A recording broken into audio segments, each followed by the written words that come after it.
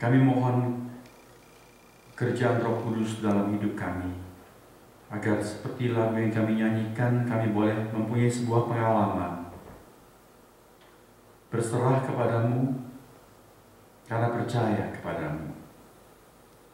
Dan seperti tanah yang lembut, kami bersedia untuk dibentuk menjadi bejana-bejana sesuai dengan kesukaan hatimu dan berkenan kau pakai.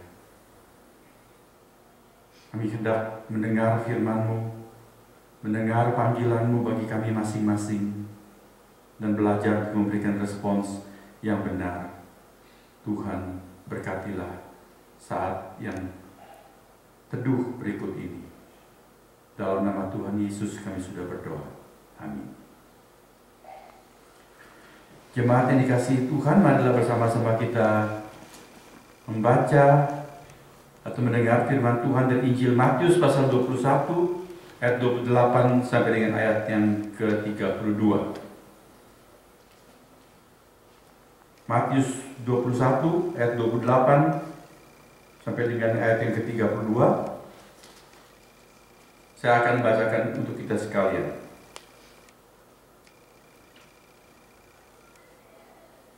Tetapi apakah pendapatmu tentang ini?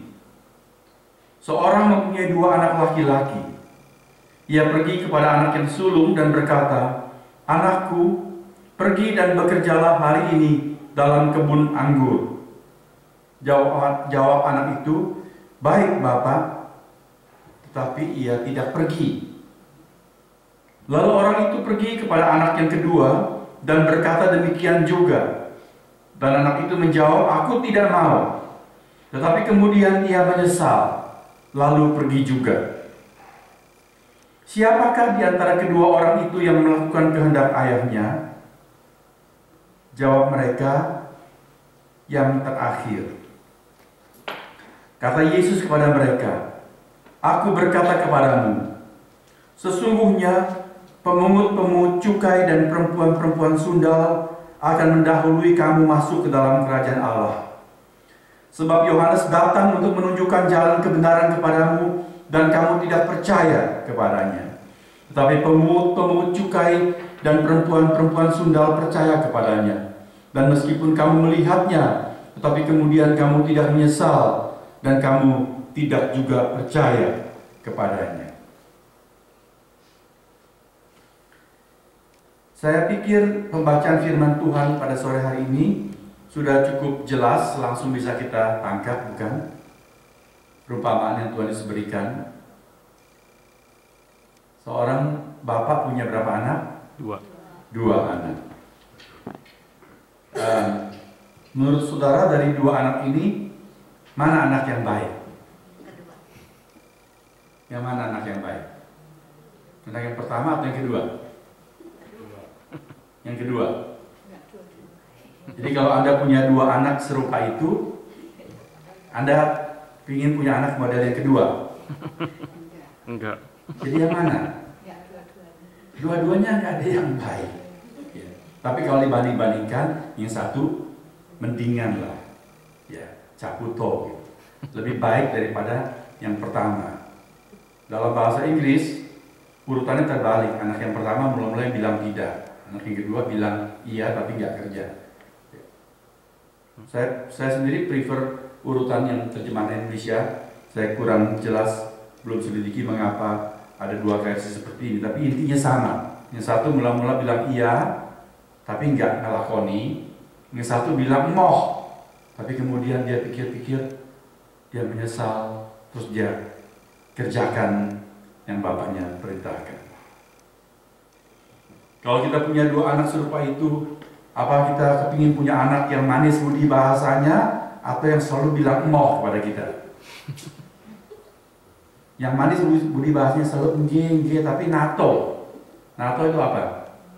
No action, talk only. Ya. Ngomongnya pintar, tapi nggak kerja apa-apa. Atau yang suka membantah dan membangkang, kemudian tapi ujung-ujungnya ternyata kok ya nurut. Mau yang mana? sebaiknya jangan dua-duanya. Betul? Saudara, hari ini saya hendak mengangkat sebuah tema, anak yang menyenangkan hati Bapa.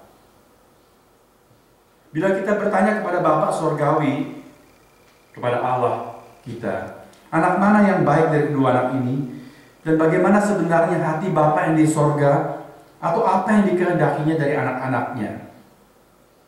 Saudara, saya mendapat sebuah pencerahan dari pembacaan Alkitab harian, menarik sekali. Beberapa hari yang lalu, kita Perjanjian Lama dalam giliran di Alkitab yang saya pakai untuk bacaan harian itu membaca Imamat 8 pasal 6 sampai dengan pasal 9. Lalu di pasal 8 ayat 21 tertulis demikian. Saya bacakan dalam bahasa Inggris. Ini dari terjemahan The Living Bible. Singkatannya TLB kalau tadi seperti yang Jan kutipkan buat ayat pengantar persembahan. The purpose of tithing is to teach us to put God first in our life. Itu dari TLB juga, The Living Bible. Nah ini terjemahan Living Bible untuk Imamat 8 ayat 21. He, maksudnya Moses, then washed the insides and the legs with water and burned them upon the altar. So the entire ram was consumed before the Lord. It was the burnt offering that pleased the Lord very much. For Jehovah's direction to Moses were followed in every detail. Nah, di dalam terjemahan bahasa Indonesia, Alkitab Firman Allah yang hidup itu sama dengan The Living Bible, menerjemahkan demikian. Segala isi perut dan kaki binatang korban itu dibasuhnya dengan air, jadi dibasuh oleh Musa dengan air, dan dibakar habis di atas mezbah. Domba jantan itu seluruhnya dibakar habis di hadapan Tuhan sebagai korban yang menyenangkan Dia. Mengapa korban bakaran yang dibakar habis itu menyenangkan bagi Tuhan? Apakah karena baunya sedap, menimbulkan selera? Saudara, kalau daging domba dibakar itu baunya harum sekali, ya. Mengapa kita kalau makan sate kambing di Indonesia itu di kedai, kok kita semangat sekali yang doyan kambing gitu ya, atau domba? Mengapa, saudara? Karena sebelum kita makan, bau semerbaknya itu sudah kita cium aromanya, ya kan? Apakah Tuhan senang kepada korban bakaran itu karena bau yang harum yang membangkitkan selera? Bukan. Nah, ini pencerahan yang saya mau garis bawahi. Dalam firman Tuhan di Imamat 8 ayat 21 ini dikatakan, domba jantan itu seluruhnya dibakar habis di hadapan Tuhan sebagai korban bakaran yang menyenangkan Dia, karena ini risannya jelas. Karena petunjuk Yahweh, itu Tuhan, ditaati oleh Musa sampai pada hal yang sekecil-kecilnya. Jadi kalau kita mau bertanya, sebetulnya hati Allah Bapa itu bagaimana sih dalam hubungan dengan kita? Dalam ayat ini Allah mengungkapkan isi hatinya, bahwa Dia itu sangat please, sekali sangat berkenan bila perintah-perintahnya atau petunjuk-petunjuknya dipatuhi, dituruti sampai hal yang sekecil-kecilnya. Menarik sekali untuk kita memperhatikan bahwa Allah itu sungguh sudah luar biasa, penuh anugerah kepada saudara dan saya yang hidup di Perjanjian Baru. Di Perjanjian Lama itu, perintah Allah kalau dibilang harus sampai detail-detailnya, aduh, betul-betul kita itu kewalahan loh saudara-saudara. Ya, kita diminta untuk memberikan persembahan di dalam ibadah, detailnya itu banyak sekali. Sehingga untuk bisa melakoni itu dibutuhkan lawyer. Ahli Taurat itu sebetulnya itu lawyer. Mereka itu ahli hukum, bukan hukum undang-undang, perpajakan dan segala macam, tapi hukum Allah. Jadi mereka yang mempelajari itu sampai detail. Sekarang pun kalau kita mau transaksi rumah, mau ada urusan apa, kita perlu lawyer sebab mereka yang mengerti dengan detail setiap aturan hukum, bukan? Dan untuk kehidupan rohani dalam Perjanjian Lama dibutuhkan lawyer seperti itu. Bobot nggak coba? Sekarang kita itu apanya yang masih berat sebetulnya? Datang ibadah cuma diminta kebaktian mulai jam 5. Itu saja. Apakah saudara diatur harus berpuasa berapa hari sebelumnya? Tidak. Apakah diatur pakaiannya harus bagaimana? Tidak. Harus mandi berapa kali sebelum kebaktian? Gak mandi pun gak apa-apa sekarang, ya kan? Sebab bukan itu lagi ya diurus. Jadi sungguh sudah sangat gampang sekali beribadah. Marilah kita belajar untuk menyenangkan hati Bapa dengan memperhatikan perintah-perintahnya dan melakukannya dengan teliti seperti yang Dia perintahkan. Inilah pencerahan yang penting untuk kita mengerti. Tanpa cadangan, tanpa argumen, tanpa bantahan. Tetapi di manakah kita dapat menemukan anak serupa itu? Maksud saya, di dalam kalangan kekristenan, di dalam gereja kita, gereja mana-mana, di mana kita bisa menemukan anak-anak Allah yang serupa itu, yang selalu berkata iya dan dilakoni, dan tidak pernah berkata tidak kepada Allah, dan selalu menurut. Bila kita jujur, di sepanjang sejarah manusia dari dulu, sekarang, dan sampai yang akan datang, belum pernah ada satupun manusia yang seperti itu.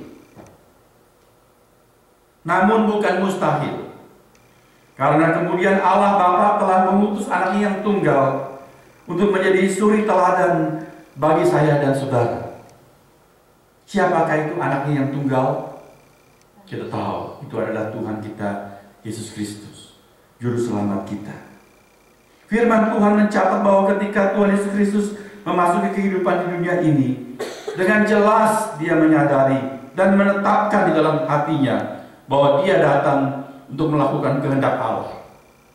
Saya bacakan Mazmur 40 ayat 7 sampai dengan 9, juga dari terjemahan The Living Bible versi bahasa Indonesia. Perhatikan, ayat-ayat ini mengatakan demikian. Bukan korban bakaran atau korban sajian yang sebenarnya engkau inginkan dari umatmu. Korban bakaran tidaklah mendatangkan sukacita ke dalam hatimu, tetapi engkau telah menerima pelayanan seumur hidupku sebagai persembahanku. Kemudian aku berkata, lihatlah, aku telah datang, tepat seperti yang telah dinubuatkan oleh para nabi. Dan aku senang sekali melakukan kehendak-Mu, ya Allahku, karena hukum-Mu tertulis di dalam hatiku. Itu Mazmur 40 ayat 7 sampai dengan 9. Siapakah aku di dalam ayat-ayat ini? Siapakah aku yang disebut di dalam ayat-ayat itu? Judul dari Mazmur 40 dikatakan Mazmur Daud.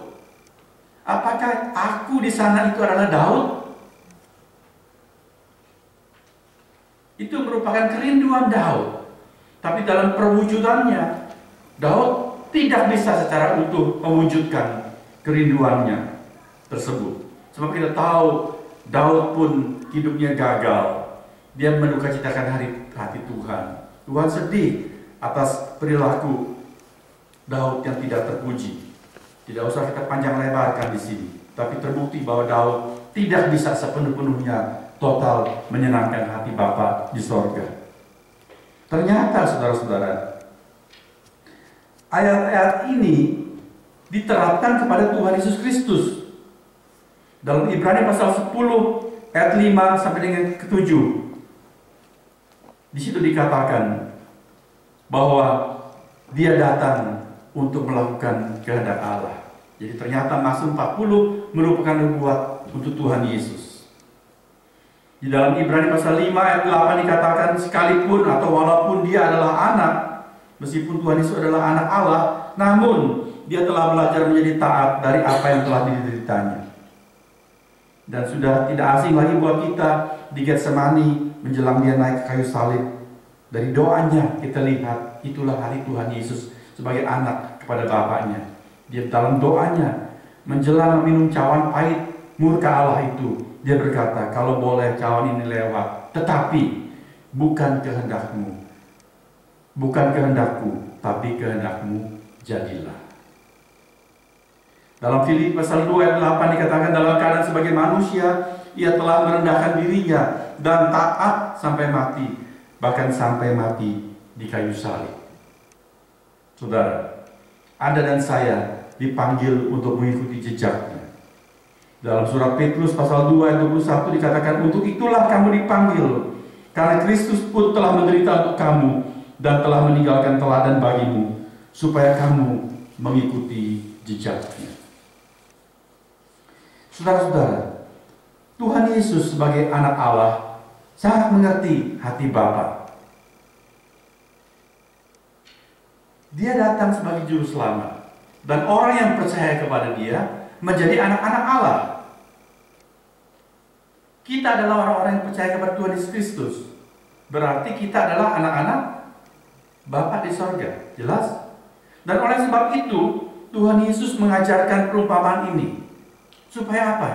Sebab dia tahu Bapaknya di sorga itu merindukan saya dan saudara menjadi anak-anak yang menyenangkan hati Bapa. Marilah kita mempelajari apakah yang Tuhan Yesus hendak katakan dari perumpamaan tentang dua jenis anak ini. Mari kita melihat lagi pasal 21 ayat 28. Kita buka Matius 21 ayat 28. Tuhan Yesus bertanya, tetapi apakah pendapatmu tentang ini? Seorang mempunyai dua anak laki-laki.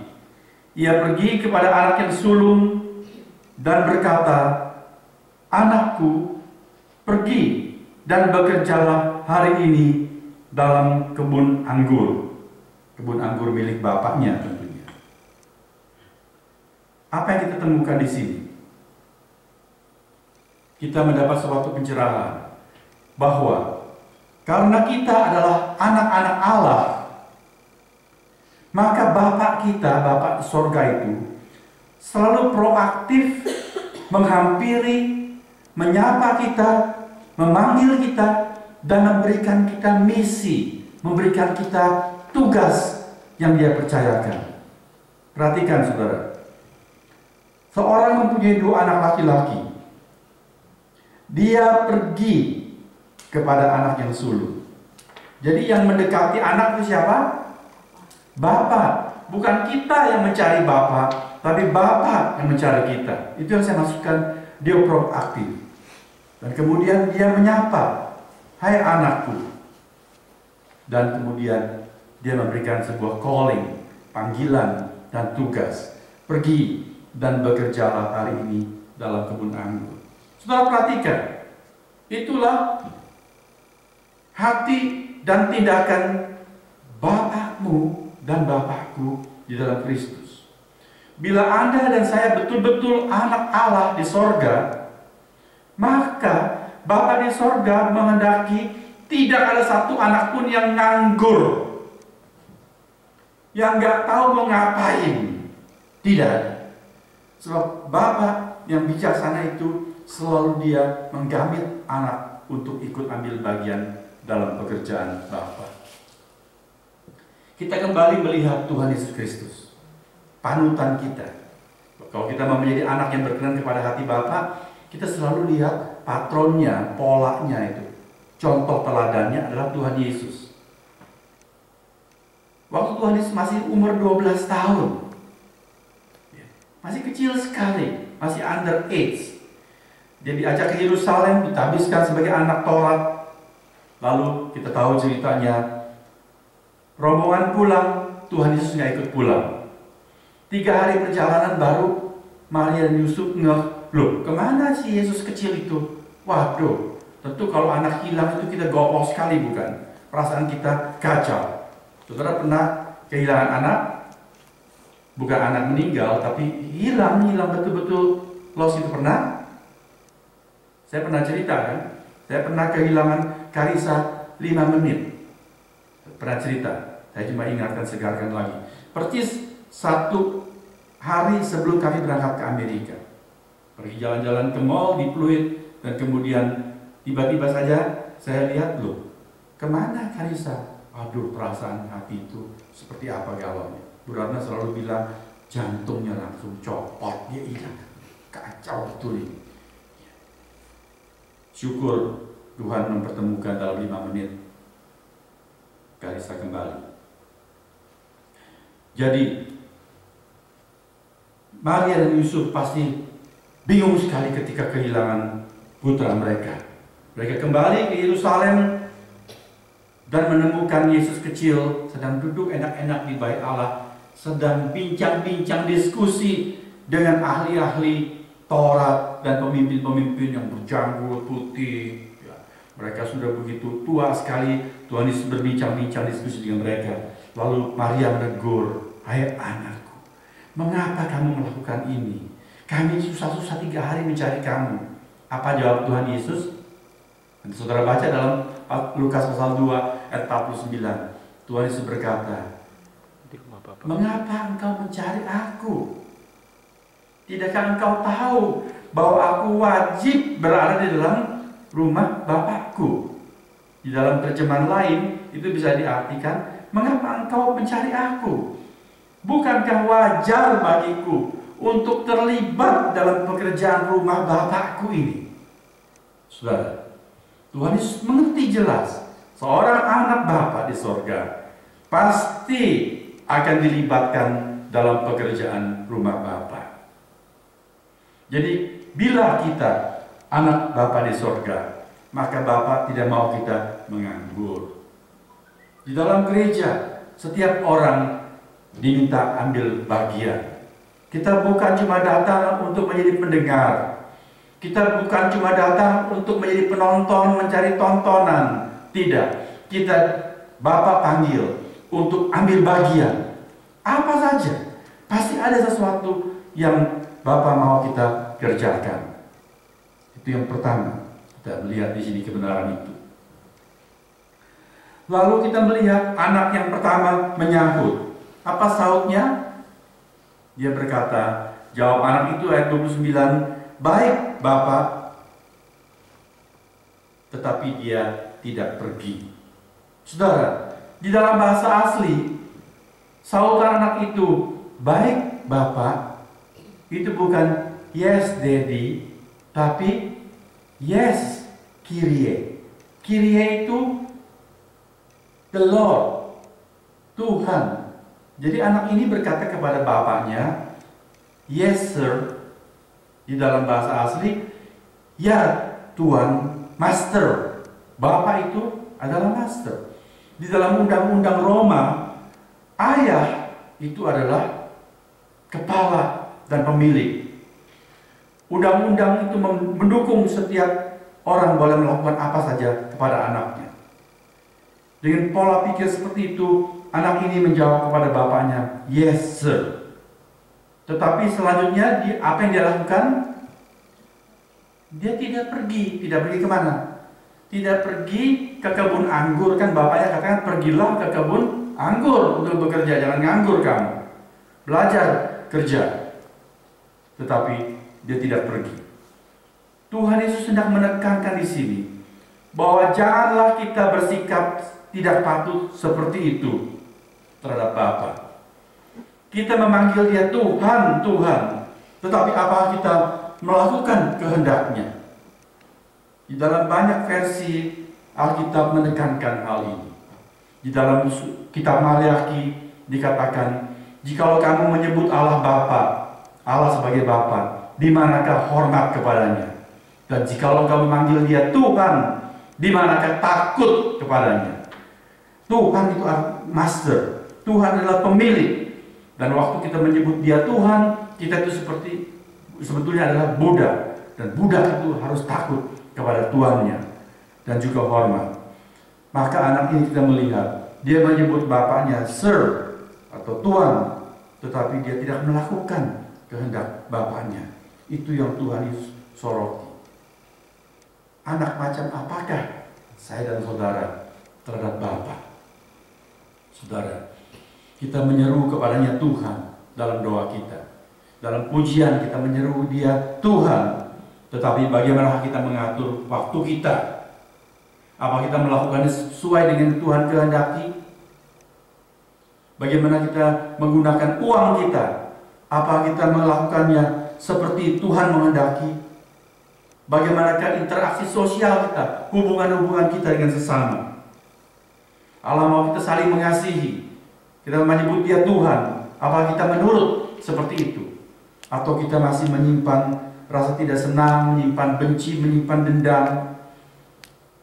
Di rumah tangga kita masih bertengkar dan tidak rukun satu dengan yang lain, tapi kita menyebut Dia Tuhan.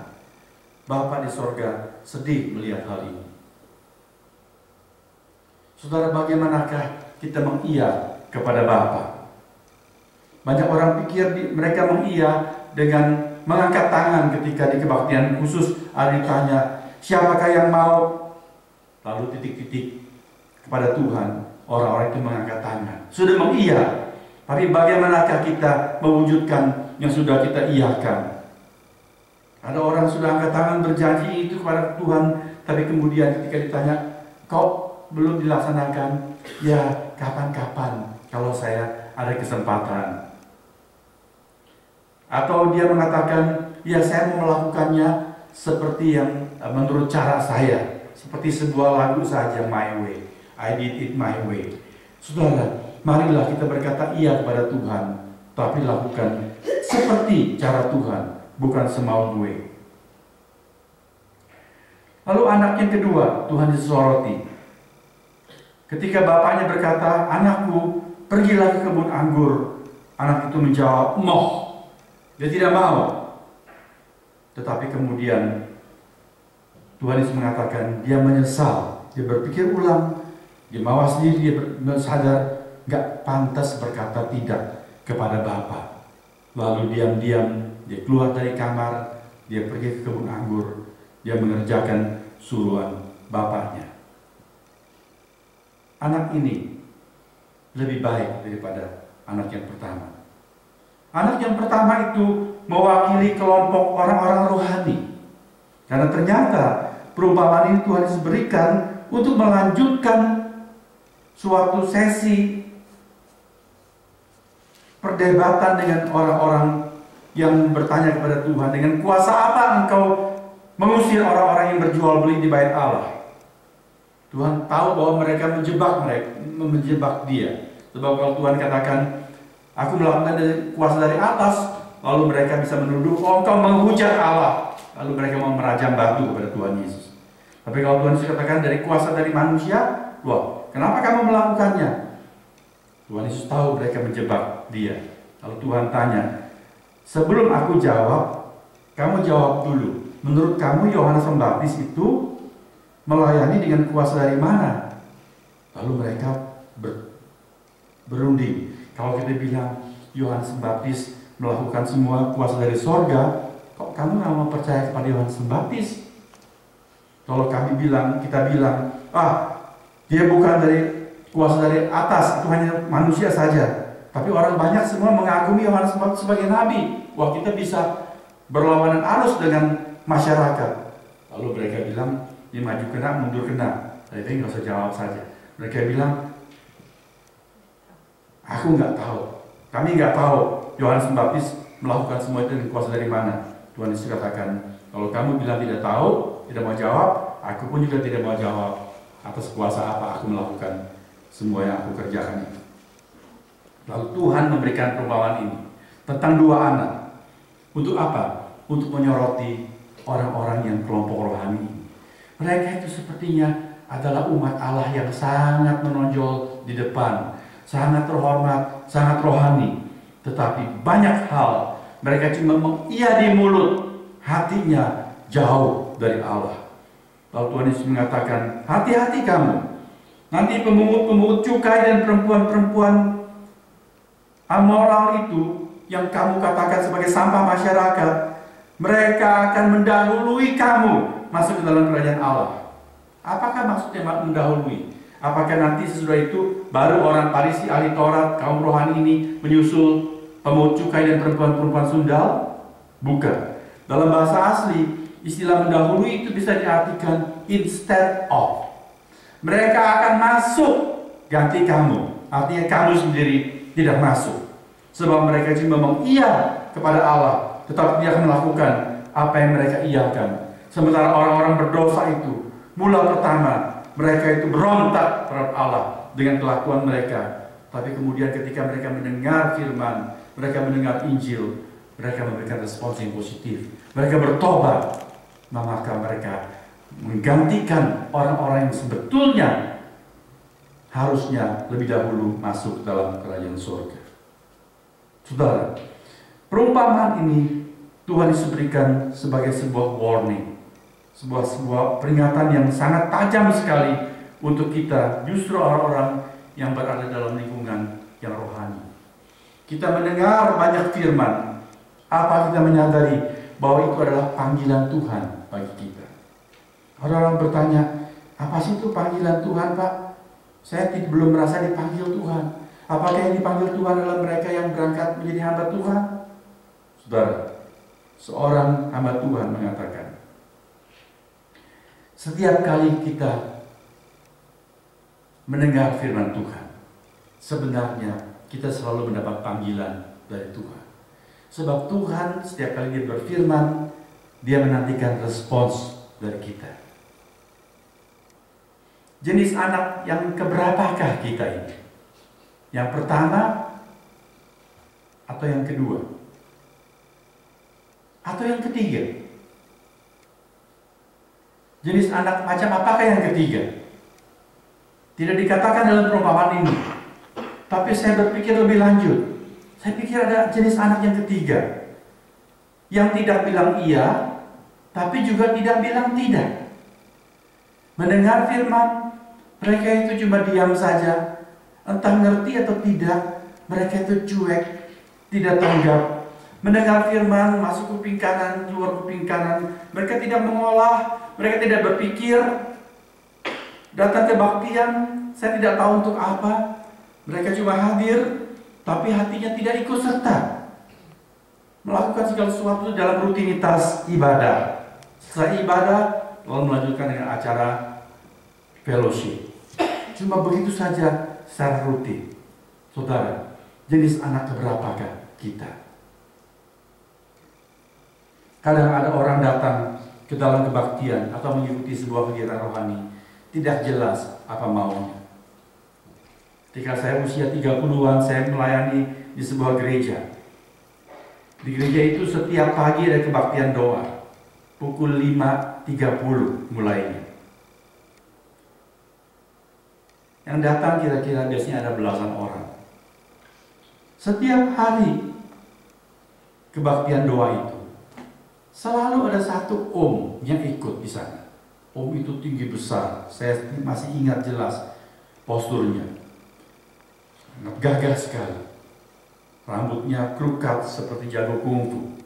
Setiap kali kebaktian doa, ruangan gereja besar, yang lain duduk di depan, dia selalu duduk paling belakang. Lalu kalau kita yang memimpin kebaktian doa, agak panjang sedikit. Kebaktian doa ditargetkan selesai setengah jam. 5.30 mulai, pukul 6 selesai. Ya, dengan renungan singkat plus pokok-pokok doa yang didoakan. Jadi kalau sampai lewat pukul 6, om itu duduk di belakang, dia selalu duduk begini. Itu badannya besar sekali, dia sandar begini, duduk begini. Lalu kalau begitu lewat pukul 6, dia mulai terus begitu. Setiap kali saya lalu berpikir, untuk apa orang itu ikut kebaktian doa? Dia seperti memberikan isyarat. Wis pukul 6 lewat iki. Ya, dampak cepat selesai. Loh, kamu tuh mau ikut kebaktian doa itu untuk apa? Apakah sebetulnya dia cuma gak bisa tidur bangun pagi, lalu sekalian dari rumahnya jalan, mungkin dia mau makan gudeg, dia belum merasa lapar, atau mungkin gudeg belum buka pukul 6, ya ikut kebaktian doa saja. Killing time, habiskan waktu. Untuk itu kan? Untuk apa itu kebaktian?